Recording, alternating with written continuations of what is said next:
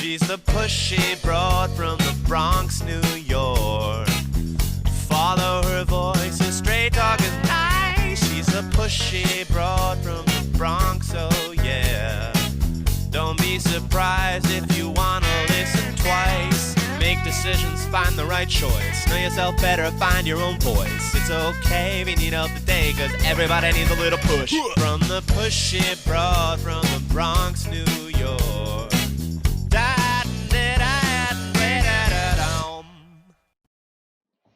Welcome back. This is Ellen Stewart, the Pushy Broad from the Bronx. We're on the episode, Everybody Needs a Little Push.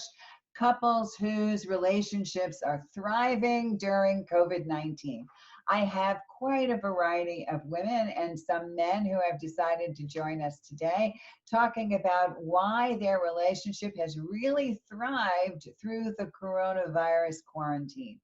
I am here talking with a friend, a new friend, and a colleague, because she is also a coach and a relationship coach, and I want to introduce you to her and what she can offer you. But she responded to my inquiry to tell me that her relationship is thriving during the coronavirus quarantine. So, Pushy Broad from the Bronx fans, I'd like to introduce you to Stef. Hi, Steph. How are you? Hi, Ellen. I'm good. Thanks for having me. So you are overseas. I'm over here on the East Coast of the United States. Can you tell our listeners where you are? I am in Stuttgart in Germany, and yeah, I'm enjoying it, drinking beer and eating sausages. That's a wonderful way to spend quarantine. Yes. It's so funny that you said that, because the previous episode on Pushy Broad was, are we eating our way through COVID-19? Yes. And certainly beer and sausage would be a great way to make that happen. That's fantastic. Really good. So tell me what intrigued you to respond to my inquiry about couples whose relationship are thriving. Why did you decide to respond? I decided to respond because I think that one of the main things to actually, go through the other side of the confinement in a healthy way, thriving, one of the main components is definitely to have a solid foundation. And despite having that, you will always have ups and downs, because there's extra stress and anxiety because of the situation. And so I thought, even for like a relationship coach, it was not always easy. So I thought it was a very interesting topic. I think so too. So tell us a little bit about you. First of all, how long you're married and what your living situation is like. So we've been married for 2 years, been together for 6, and we live in, so we have 2 bedrooms, 1 bedroom, 1 office, and the apartment is not that big. We don't have a garden or anything like that. So we're still confined. So you're confined in your confinement, yes? Yes. Yes, I understand. And would you mind sharing the first name of your husband? His name is Stefan, so it's Stefan and Stephanie. Oh, that's adorable. Stefan and Stephanie, right? Yeah. Okay. So, and would you mind telling our listeners how old you are, approximately? I have just turned 36 years old, and my husband is probably like he's 3 years older than me. Older than you. And before the quarantine, were you both working outside of the home? Explain to me your working conditions. Yeah, that's a good question, because my husband used to work outside, so in an office, and I work a lot with expats, women who are expats, so they are all over the world. So I most of the time work from home in my office. So I had to share with the COVID situation, he was actually sent home to work from home. So we had to share a space that used to be mine during the day.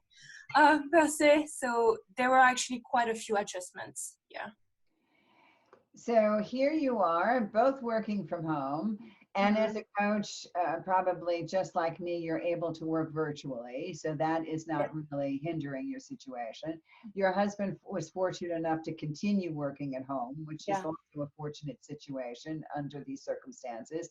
And now you're in a living situation where you had an office literally being taken away from you, or now you're sharing it with your husband, yes, and the two of you are in a fairly small space. How long have Yeah. you been in that situation? It's been 2 months now, since the beginning of March, actually. Yeah. So And quite. for our listeners, what's the situation in Germany in terms of quarantine? Are some things beginning to be reopened? Where's it going? So we were always allowed to go on a walk, so that's a good thing, because for example my family is in France, and you couldn't not even go out for a while, but Germany starts slowly to reopen, so yeah. So for 2 months, you've been under quarantine. How would you describe your relationship before quarantine with Stefan?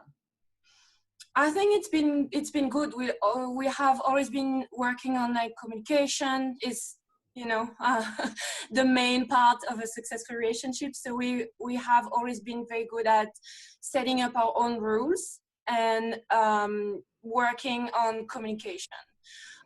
So it was already quite good, to be honest, even before. So, how do you think it's gotten better during this, under these circumstances? I think the things that got better is definitely also even more communication, because even if the situation was good before, we had no, main issues, but we had to adjust to the confinement and sharing the space and the extra anxiety and everything. And so at the beginning, to be honest, we were arguing a lot, because we had to adjust to the situation, to find a way to work in the same space, to deal with the extra anxiety and all that stuff. So there was an adjustment. I'm not saying, from the beginning it's been great. We had to adjust and talk about it a lot. Definitely the thing that is better now is the quality time, like refocusing on what is important for a couple. Working on those rules, creating new rules, trying to create fun is one of the big things that we're doing now, and still work on the alone time. So it's a main thing, I think, for me and for my client. I had a lot of clients reaching out to me and say, how do I create alone time now that we are both at home? Yeah. That's a very good question. I have so many questions based on what you just said, or I'll back it up a little bit. Well, let's go there. Okay. So, how do you actually create alone time? Do you close your bedroom door? How does that actually work? Give me the logistics. Break it down for our listeners. Yeah. So the main thing during the week is that for both of us to be productive, because we both have calls and we have to work and be focused, which was a bit hard at the beginning. You always want to go and talk to each other and interrupt each other. So what we decided, one of the main rules that was very important is like, so he got to work in the kitchen, and this is his space during working hours, and I kept the office because I had already my settings and everything. So during that time, so I know probably he has calls from, I don't know, usually from 8 to 4 p.m. or something like that. Then he will tell me the day before, this is my schedule, and during this time, during these working hours, then I'm not going into the kitchen at all. So like in the morning, I grab my food for the day and I do not come back. And so because of that, and he does the same in the office, he's not coming in the office. And so because of that, sometimes we don't even take lunch together. So I have alone time because I'm locked in my office, and sometimes I do my breaks by myself. I do my meditation in the morning by myself. So there is two doors separating us, and we have what we call like do not disturb time. And so basically he can work, be, not interrupted, and also he knows I'm not going to barge in, I'm not going to come. So he wants to take a break, he knows I'm not going to come, so he has his alone time, including in his working hours. And the second thing is that he wakes up usually earlier than me. So that's one thing, to share a space that I advise to my clients, is that you can either wake up earlier or go to bed later. And if you do that, you actually have the entire space for yourself, which is even better, not just one tiny room. So Yeah. you said you were, well, that sounds like a wonderful thing to do, and you really have to adhere to it. And sometimes it's very difficult to do that. Yes. I understand. You said you were arguing a little bit in the beginning. Do you remember what you were arguing about? Well, it was definitely about that, because I was like, when I was like in the flow doing something, then he would like come in the office and talk to me, because for him it was like break time. He was done with a meeting and he would come and talk to me, and I was in the middle of something, but I would do the exact same. And so it was very disturbing. And so we had quite a few arguments about that.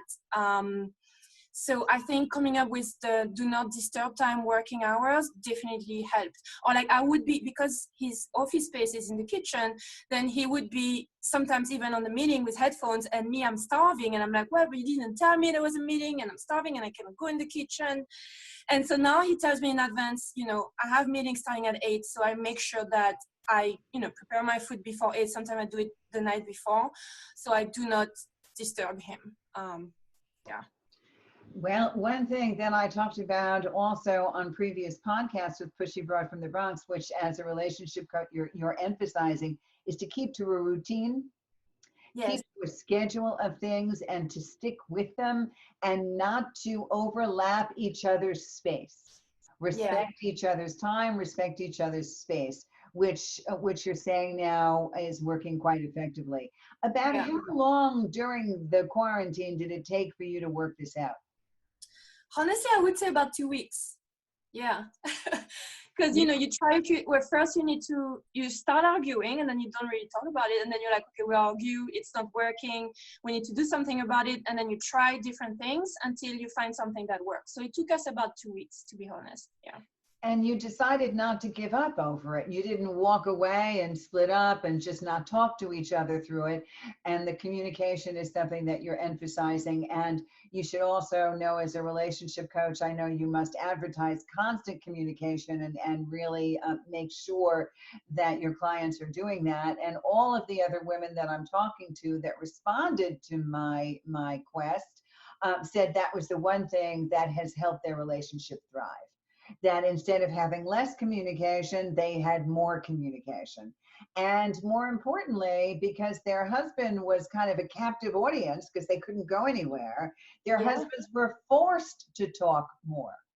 Yeah. Whereas maybe men don't want to talk all the time, but this time they can't get away from it. Would you say no, they cannot escape? Yeah. Yeah, they have less ways to escape, that's for sure. Yeah. And I always used to say, like, bad communication is better than no communication. I mean, you want to work on your communication, but even a bad communication is better than no communication, because you are going through the same type of stress, but you probably are handling it in different ways. So maybe dealing with the stress of the situation and the anxiety, that you need something and your partner needs something else. So sometimes one of the main things is also, I encourage my clients to actually express in a very specific way what they need. Okay, I feel stressed right now. This is what I need from you. Because people cannot read our minds, and especially with the current situation, we have less energy.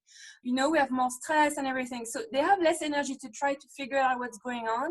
So it's beneficial for both of you if you go directly to your partner and say, hey, this is a situation, I'm not happy, this is not working out, let's talk about it. And that's a wonderful thing. Do you find that Stefan is more participatory and says these things to you? Honey, let's talk about it, let's work it out. Or are you the one that constantly goes and says, we need to work this through? That's a good question. I would say it's a mix of both. But one of the main things sometimes is that you have to be aware is, like, sometimes you need to take a step back. So you're in the middle of an argument and you both stressed out and you both, very into the argument. And so sometimes we just actually say, hey, I need a break. I don't want to see your face right now. And then you go in a different room, and then you think about it, and then maybe you come back and address the issue with a more quiet mind, a fresh eye. Maybe you call a friend, you talk about it. with a fresh perspective. And I think it helps a lot to also sometimes just take a break and then address the situation again. And because also I had a lot of my clients asking me, to how, to manage the ups and the downs during the confinement. Sometimes I was even literally telling him, I'm mad at you right now, but I just wrote a blog, an article, or I made a video about how to deal with the situation. So I guess I should remember my own words. And so let's talk about it. Let's do something about it. Yes, I mean, even coaches are human, right? Yeah. And we go through a whole bunch of things. It's not that we always practice what we preach.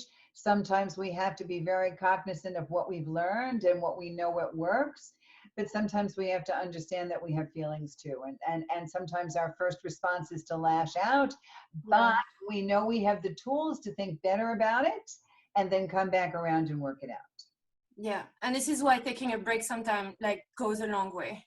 Yes, it does. I mean, it's like when you tell a child that you need a timeout, right? Mm-hmm. Exactly. In a corner, and everybody goes to their separate corners and kind of works it through. Well, in some of the correspondence we have, you said that you've created some games and made things some fun. Could you share some of that with our listeners? Yeah, because, with the extra anxiety and stress, sometimes you're mad not at your partner, you just may be in a bad mood because of the situation. And so sometimes just, cracking a joke can just diffuse a situation. And so we like to have some fun. And so I actually created a bingo word game. So basically we each created a bingo card. It's something very simple. You take a piece of paper, you do some squares, and inside actually we each wrote down the words or expressions that our, for example, for Stefan, I wrote in the bingo card all the words or expression that he says all the time and that annoy me. So for example, if he would tell me, oh, leave me alone, and I noticed he said that a lot, then I would write in one of the squares, leave me alone. And so we come up with a prize for the first person who has bingo. It can be whatever you want.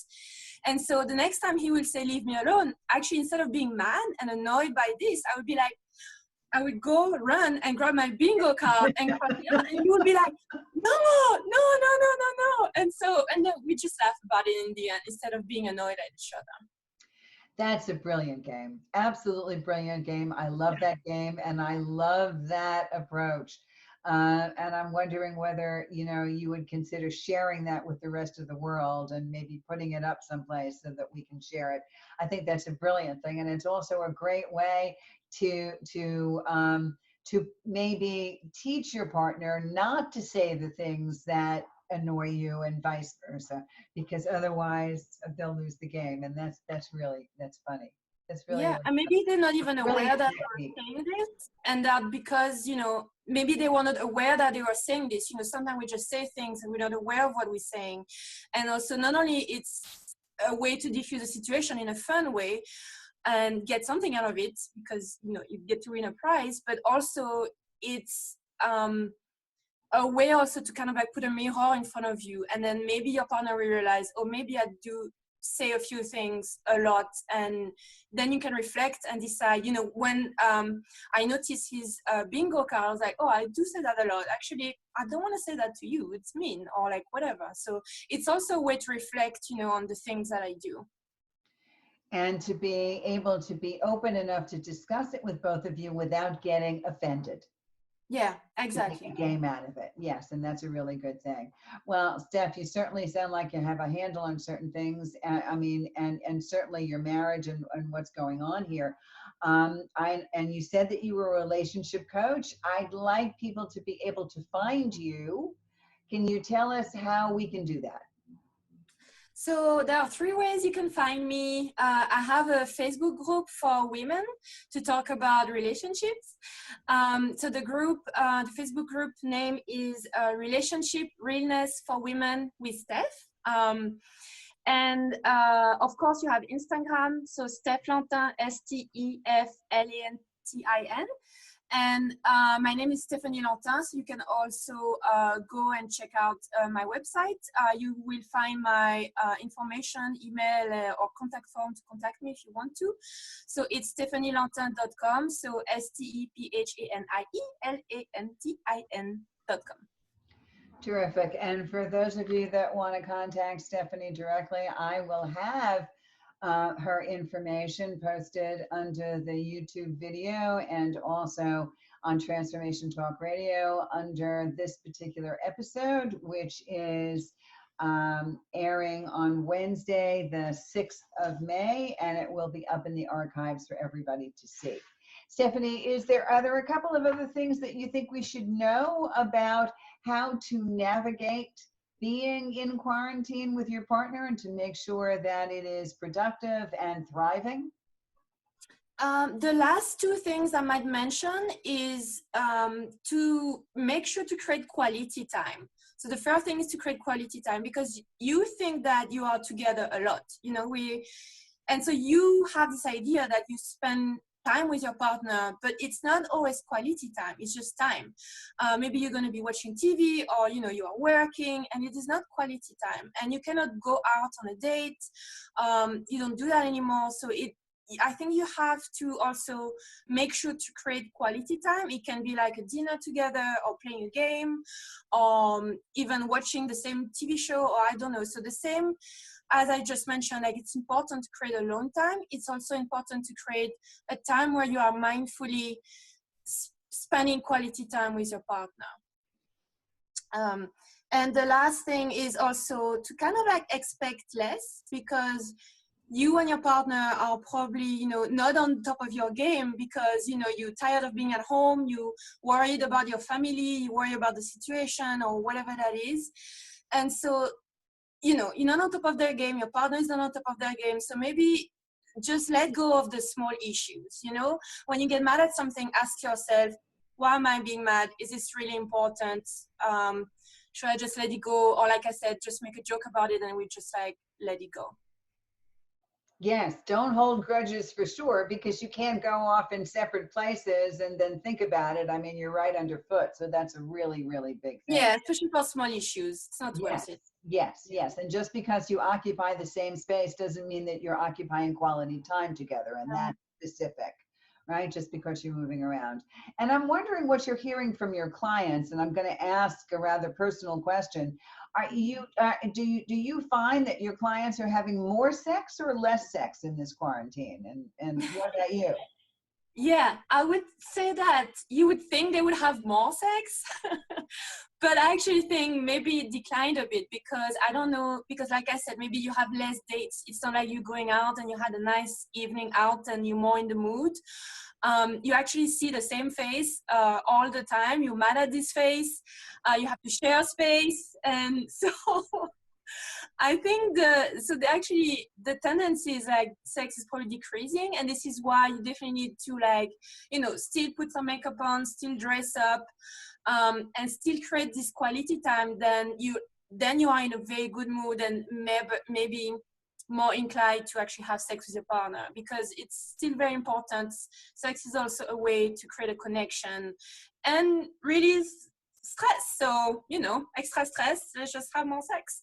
Yes, and that's a very good way to change it up a little bit, all right? Having quality time, meaning that even if you're in the house, decide maybe it's dress up Fridays, or you're going to dress for date night and have a candlelit dinner, and one of you is going to cook one night and one of you is going to cook the next night, or dress in a provocative costume or something different, a surprise of some kind, just to break it up a little bit, to make it exciting.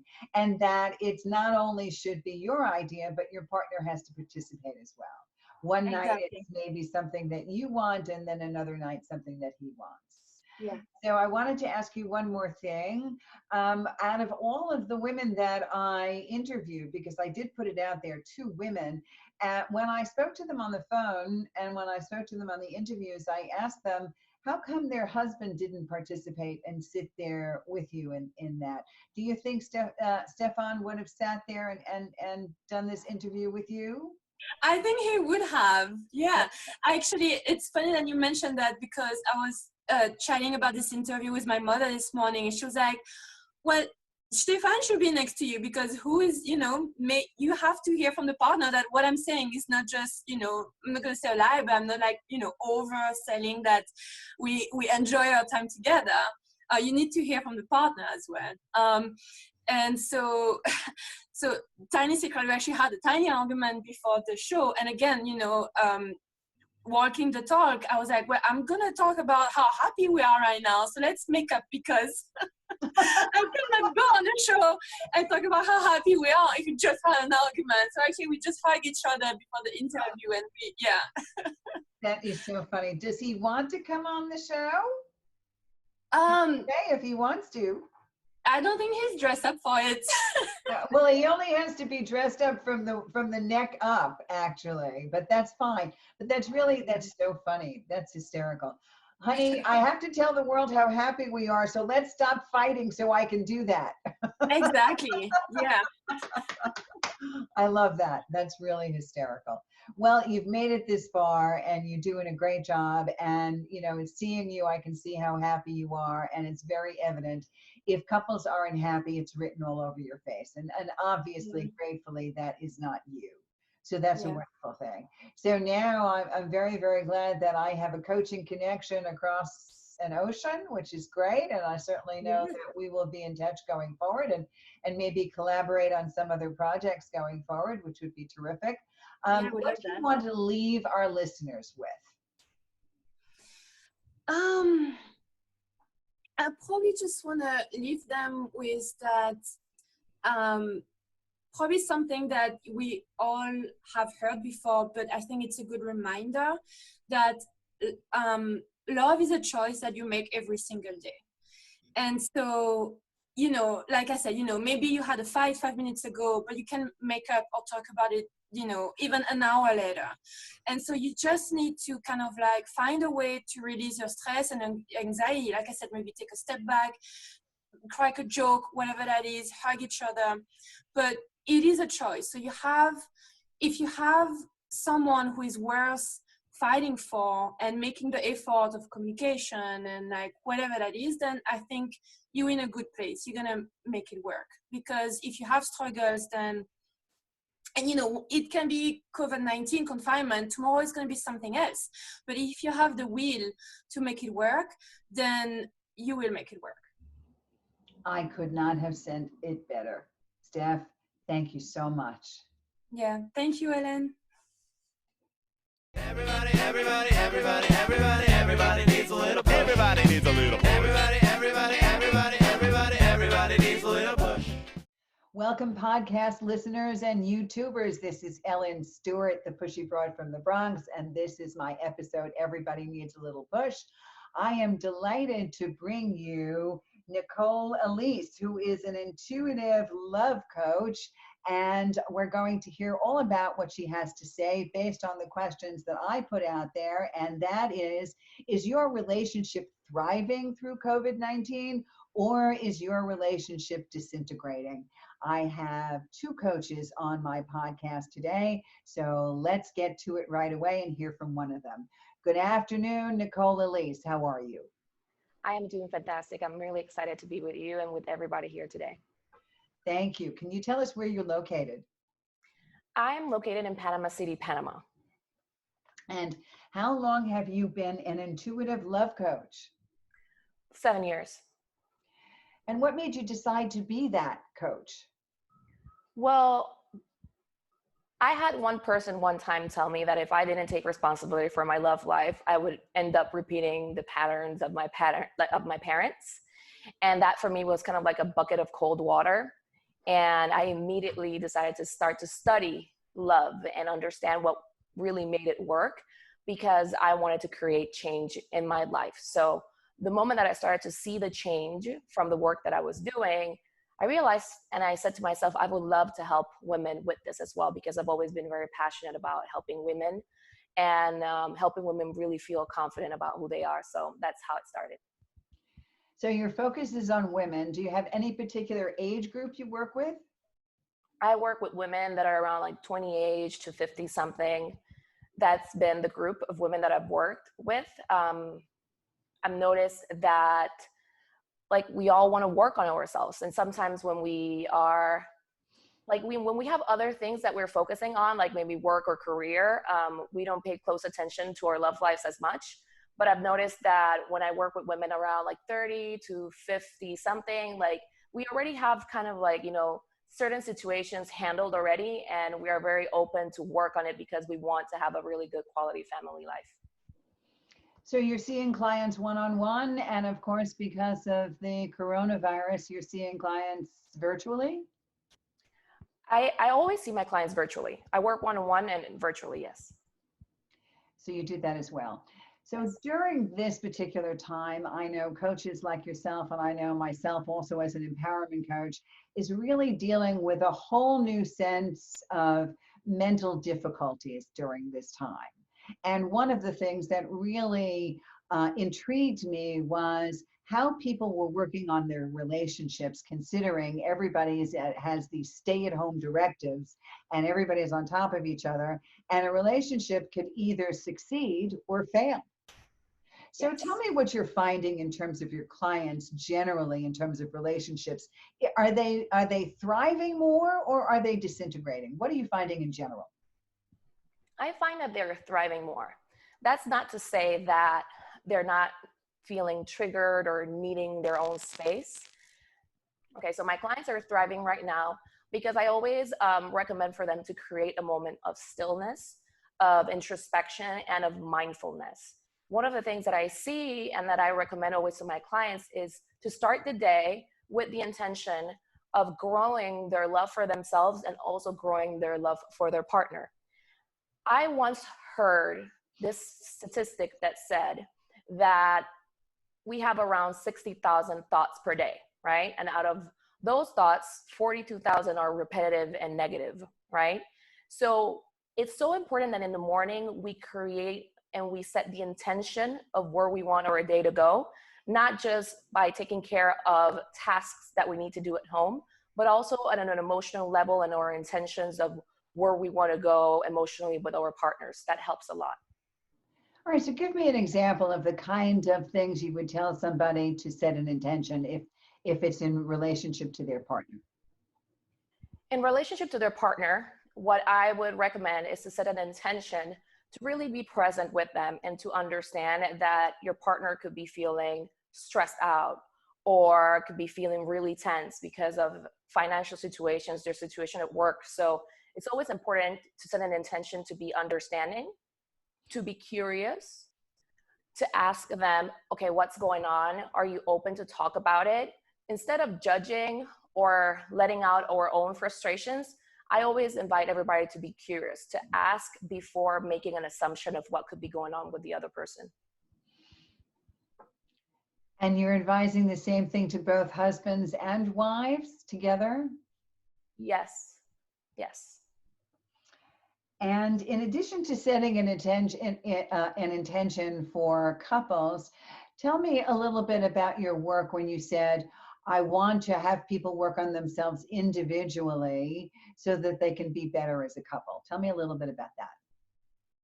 Yes. So I love journaling, right? Creating time for yourself to really connect with how you're feeling, creating times to see the sensations that you're feeling in your body. If you're feeling stress, if you're feeling anxiety, if we don't pay close attention to that and we just normalize it, we can lose sight and track of where we want to go and who we are and who we choose to be. So when we create the moment to create practices where we can let go, basically detox from some of these thoughts, when we write them up, or we choose to meditate on them and release them, create practices that help us let go of those things, it's like our mind clears. And because our mind clears, we actually now have space to have fun, to bring in a new energy, to bring in positivity to the relationship. When we are holding on to a lot of thoughts that we are not processing well because of this stress, then we don't have this space to bring in a new light, to bring in new fun, to bring in new revelations inside of the relationship, because we're holding on to them so much that we can't be present with our partners. I completely understand. On my Pushy Broad from the Bronx Facebook page, I run a special group called the Letting Go Tribe. Yes, I really do think that letting go is probably one of the key tools that one can learn, because it's a learned skill to be able to move on. And I like the way you put it, because if we don't let go, then we physically have no room, or mentally have no room to take on a new set of emotions and a new set of experiences. Correct? That's exactly what Exactly. you're saying. Good. All right. So, what advice are you giving to your couples to make sure that their relationships are thriving? I know you said to set an intention. Give us some other examples. I love a gratitude list. I like focusing my energy a lot on gratitude because when we are feeling maybe so much stress and anxiety and uncertainty from what's happening on the external world, we can lose track of what other people are doing for us and what we're doing for ourselves. So the more we can create a practice to put a lot of energy and focus inward and building up gratitude energy towards ourselves. So what do I mean by that? When we are grateful, we are actually open to receive, right? And we are starting to notice and we're focusing on our energy, not on the external, but on the love that's on the inside. So it brings in consciousness and mindfulness a lot. And it helps us remind ourselves of the things that we do have. And I find that whenever I'm feeling grateful, it's like my energy opens up to receive more. So what I recommend to my clients is, hey, as you set your intention in the morning to open up to love yourself more and to love your partner more or the people around you, right? Um, During the day, start noticing all the things that you start to do based on that intention and congratulate yourself at the end of the day or during the day by achieving them and how that makes you feel. So when you learn to build that space of gratitude towards yourself, you feel inclined to kind of pamper yourself more, take care of yourself more. And when we do that, we are more open to receive, we are more loving in general. The same is to really create a gratitude practice with your partner for all of the things that they are doing or saying or helping with. And it will bring both, it will bring it will bring us it will bring you together basically, because we are acknowledging each other and we're really seeing each other. And one of the things that I see when I work with women is that we all want to be seen and loved for who we are. So when we start to cultivate that energy and that intention of bringing in gratitude to the relationship and even communicating with words of gratitude in general. So let's say your partner didn't do something that you asked them to, right? When we communicate from a loving space and a grateful place of like, I'm so grateful when you do this. I feel so good when you do this. Thank you so much for doing it. Or, hey, I noticed that I'm really grateful for you and for all that you do. I noticed that you didn't do this. Can you please help me out with that? I would really appreciate it. I feel really taken care of, for example, when you do those things. Thank you. Using loving and grateful communication is so beneficial, especially in moments like this, because it inspires us to really be there for one another. Well, gratitude is extremely important. I understand that. Also, like you said, you can make your own gratitude list, but it's really important in many ways to share it and also extend that gratitude to how you are grateful for your partner's behavior, not only for the things that you personally have and the person that you are, because that's important to be grateful for your good traits and all the things that make you you, but it's also important to extend that to why you're grateful to your partner as well. Yes. So I was intrigued by the fact that you called yourself an intuitive love coach. Can you explain that to our audience, please? I've never heard that before. Yes. Well, I personally believe that as women, like we're all very intuitive, right? We're all intuitive in nature. And it's so when we learn how to connect with our intuition, for me, intuitions are when we connect, it's easier for us to connect with intuition when we are connected with energies of love, of gratitude, of acceptance, right? So when we choose to cultivate those energies, meaning we're willing to release the fear, release anxiety within our bodies, it's easier for us to connect with our intuition. And therefore, it's actually really important because I noticed that it's so easy for us to connect with fear during our day based on what other people tell us and how we should live our lives. And when we disconnect from our intuition, that is when we start to make mistakes, right? We can miss out on the love that is in front of us because we are believing some sort of fear idea that can make us maybe super jealous, and it can make us lose track of what the partner is actually doing. So I like to help a lot of women really build their intuition, and the places, help them release the places where they disconnect from their intuition, because I find that when we disconnect from our intuition, that is when we start making mistakes.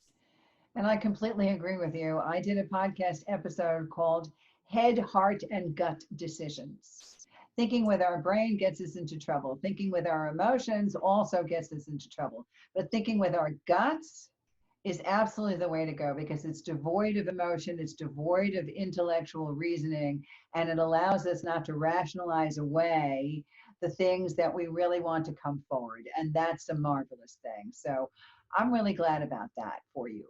So before we go any further, could you tell people how to find you? If they want to contact you and work with you, how do they do that? Yes, my website is www.nicole, NicoleElissa.com. So that's NicoleElissa.com. And they can make an appointment over the web with you. Yes, there is the option for them to have a clarity call or an assessment call with me, and we can explore the idea of working together if it's the right fit.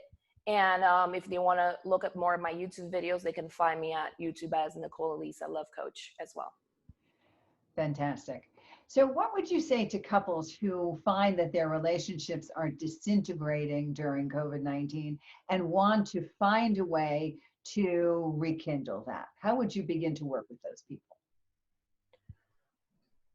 One thing that I want to say first about that is it's also important for us to have our personal space. So I feel like many people that are experiencing that their relationship is disintegrating, I would recommend first create some personal space. Ask for personal space, like, hey, I'm going to need this amount of time during the day to really be with myself, because I find that when our tanks are full, right, then we can give more. So finding a loving way to explain that, that would be really good. And also, like I said, create the intention of like, hey, I'm willing and I desire to be more loving today, to be more understanding. Try not to change your partner, because many times what's happening right now is a lot of fearful reactions are coming to the surface that a lot of people they didn't even know that they had them in the first place, right? So you might think you know somebody, but then you see them acting out in a different way, and you're like, wow, I feel like I don't know this person anymore. Instead of falling into that judgment trap, right? Just witness it and try, like, observe it and be like, oh, I'm curious, how can I help them, right? And ask your partner that, how can I help you? Rather than telling them what to do, how are they showing up? Like, hey, what's happening? How can I help you? Right? Do you want my help with this? Would you like some time? Asking questions that are supportive in nature, and just, bring in curiosity to the whole thing, because we are all dealing with a lot right now. And I can speak for myself. Sometimes I'm like, whoa, what is that? Right? Let me take some time for myself. So the more we can journal, the more we can take that time, but the more we actually feel that our partner is there for us, right? That you're extending a hand rather than judging. That would be really, really good for all couples in general. All of the coaches that I've spoken to over this time through handling COVID-19 and handling their clients have talked about the fact that even though we're in isolation, our communication has to be heightened, has to be more than our isolation, that we have to go past this and find different ways. And not only our communication with our partners, but most importantly, our communication with ourselves, our idea of introspection, our idea of really rediscovering ourselves in a whole new way and working out some of the kinks and some of the cobwebs that maybe we've spent our whole lives trying to figure out. And now we have that individual time to do that. And I'm also a very big proponent of mindfulness. My catchphrase for mindfulness is, wherever your feet are, that's where your brain has to be. because Mm-hmm. I want people to be able to be focused and to perform in the now and be fully aware of everything that's going on around us. And as far as I'm concerned, I can't lament a past I can't change, and I can't predict a future that hasn't come yet. So, in talking to clients, especially, and in relationships, I, like you, always emphasize the fact that you need to be in the present moment and you need to deal with the things that are happening. But you've also brought out another situation that I talk about, and that is the conversation behind the conversation. You're right. You have to be intuitive. You have to ask the right questions. If the two of them are screaming and fighting together, it's probably not about the fact that somebody didn't cook dinner properly. Something else is going on. And through COVID-19, we have the experiences of very deep things going on, right? They could be worried about their relationship. They could be worried about their money, their job, getting sick, a myriad of things, their families. So we really have to have much deeper conversations. And I, like you, believe that women are much more intuitive than men. Women like to act on their intuition, but sometimes women are afraid to do that because they feel maybe they're not good enough or strong enough or their opinion doesn't matter. Do you find that's the case with some of the women you work with? Yes, and that is really huge because yes, we are very intuitive, and at the same time, I feel like we also want to really see a difference, understand that, this applies for relationships from all, across the board, right? It could be heterosexual relationships, or the thing is though that when we notice that our partner, sometimes in our intuition, we want to assume that we know what's going on with the partner, and we want to come into a conversation all knowing, right? Rather than being curious and asking a question. Also understanding that when our partners are focused, right? There's studies that showcase, like how the brain of a man is different than the one of a woman, right? So I've personally seen when there's a more masculine partner, that person, when they're focused, they're focused. So because there are no boundaries, meaning in the sense of like there's just one space, a woman can come in and want to talk about something right there when the partner is focused. Maybe they're focused on, money, or thinking about their livelihood, etc. Men are not prepared to have that conversation in the moment. So you might not get all of the partner in the moment or the best of the partner because they need to be present with you. So yes, we are intuitive, right? We can sense something. Even if we're sensing it, I would invite like you to ask first, to be like, hey, something going on. Is there any way that I can help you? So that our conversation is more connected than kind of smothering sometimes. So that's really important. And it's like, yes, we can have a sense of what's going on, but in reality, I see that every person is a world. So to even phantom or think that we know everything that could be going on with a person is specifically in a moment like this, where really old ideas or fears or triggers could be coming up to the surface. It's saying a lot. So the more we can hand out support, we can use our intuition to be like, okay, maybe I know that, my partner loves a massage. I can offer him one. This is what I know that he loves. I'll ask him if I can help him with this in the moment. How can I support him, rather than maybe just tell him that I know what he's going through, because we all need that time to process. And that's what I really feel about it, because our fear can have us act out on what we perceive as that intuition. And I would recommend to just be curious instead. Ask. I also find about this, and I feel like it's really important, I've noticed this a lot. When you're feeling triggered with your partner, and you as a woman, and you already feel, or this applies to men too, actually, you already feel like you know what's going on, but you feel yourself secretly judging them. People can feel that judgment, especially if you're in a romantic relationship. They can feel the judgment. So when people feel judged, they tend to do the very same thing that would trigger you or upset you, just because they get defensive. I know for me, it's like if I feel somebody is judging me, I'm going to put a wall, right? So I've seen in moments like this, if you're feeling like you already know what's going on, but you're judging them, just breathe for a moment and just feel like your heart expanding in love. Like, let me just love the person. Let me not attack them with my mind or with my thoughts. Let me grow curious. And I've noticed that whenever that happens, it's like the partner out of a sudden wants to open up and wants to share, because we all open up when we feel loved and we feel like somebody's capable of understanding us. And when you're in a relationship for years, judgment can build up. And when judgment builds up, right, that's when separation starts to kick in inside of the relationship, because you feel like the partner doesn't hear you. They already think that they know you. So start practicing building that like love muscle. Like, let me love the moment. Let me love this person in the moment. Let me just reduce my walls. I do not know why this person is acting up this way, but I am going to open up and I'm going to love them and I'm going to ask with a different energy. And I promise you, you're going to start seeing different results. Like, this always works. Might take a couple of maybe weeks or months, who knows, or maybe a couple of tries, but it's going to work when people feel like you're not judging them. It certainly takes a lot of practice, there's no question. And understanding that your intuition should really be applied to your own intuition about the way you feel about yourself and the decisions that you are making for yourself. Intuition is very different from assuming. And when you assume, well, you know what they say about assume, right?